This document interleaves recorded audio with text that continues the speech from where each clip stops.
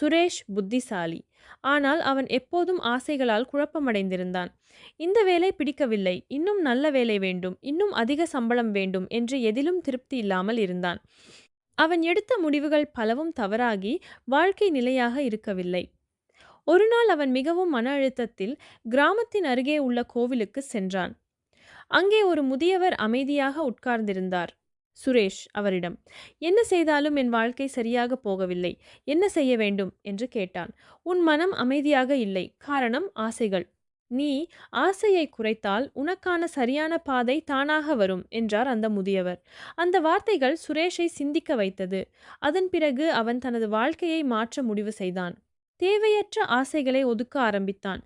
கிடைத்த வேலைக்கு முழு மனதுடன் உழைத்தான். பிறருக்கு உதவ ஆரம்பித்தான். சில மாதங்களில் அவன் வாழ்க்கையில் மாற்றம் தென்பட்டது. அவன் வேலை நிலையாகியது. மேலாளர்கள் அவனை நம்ப ஆரம்பித்தார்கள். அவனுக்கு நல்ல பதவி உயர்வு கிடைத்தது. அவாவினை ஆற்ற அறுப்பின் தவாவினை தான் வேண்டு மாற்றான் வரும். ஆசையை கட்டுப்படுத்தினால் வாழ்க்கையில் நன்மைகள் தானாகவே வந்து சேரும்.